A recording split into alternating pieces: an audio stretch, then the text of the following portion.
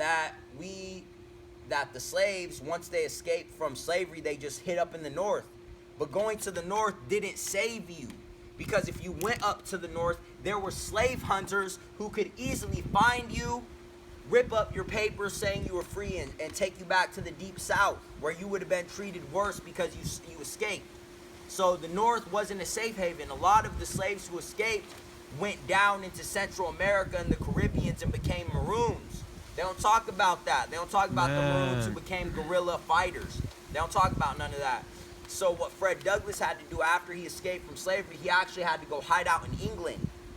Yeah, I forget exactly how long, but he had to hide out in England, and it was him going around England speaking about slavery in America. The Europeans, the English in England, raised the funds to buy his freedom.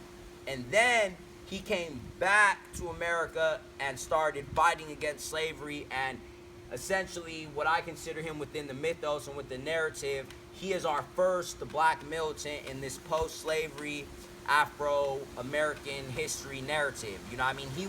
He set the template for Malcolm. He established that archetype. He was able to do what Malcolm did. He was able to do what Pac did back in slavery.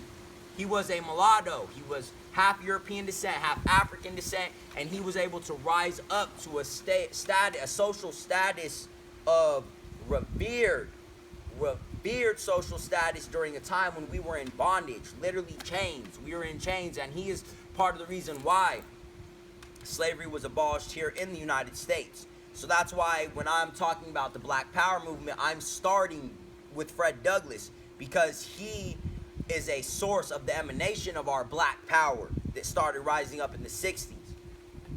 So let's keep this going now. Let's get into the Black Power movement. Let's get to where this shit really started setting off. So with the Black Power movement, you have the Civil Rights movement first, right? The Civil Rights movement is first. You have MLK, you have Stokely, with the Student Nonviolent Coordinating Committee. Stokely was out there marching with MLK. Stokely Carmichael was already out there. Before the Black Power movement even set off, you already had Stokely out there. You know what I mean? Stokely was already organizing with the Civil Rights movement, with the Student Nonviolent Coordinating Committee, which eventually established a alliance with the Black Panthers. That's where H. Rap Brown became a chairman of the Student Nonviolent Coordinating Committee for a time. He has an autobiography called Die Nigga Die, a political autobiography written by H. Rap Brown.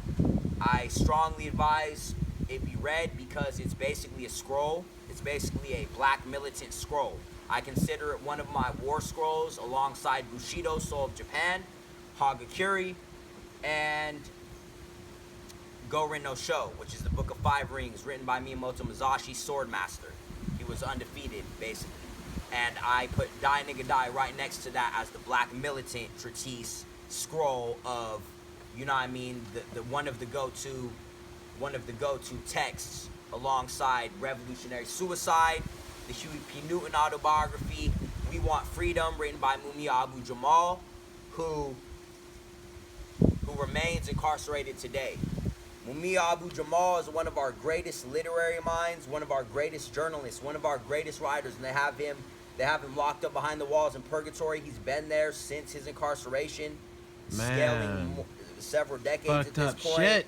Obama was the black president, but he didn't free our brother Mumia Abu-Jamal. He didn't free the Panther 21 or any of the rest of our political prisoners. He didn't pardon any of them. Most of them, are, if not all of them, are on charges that were completely falsified by the FBI and the CIA. So you got the Civil Rights Movement, which gets us out of Jim Crow, right? All right, now we can go to restaurants. They don't got the colored sign up anymore. 65 is post the Civil Rights Bill signing, which was in 64. MLK got us he got us integrated, which, as we know, was a burning house. It put us under the rule of America. It put us under the foot of Uncle Sam. It actually did not benefit us. And at that point, you know,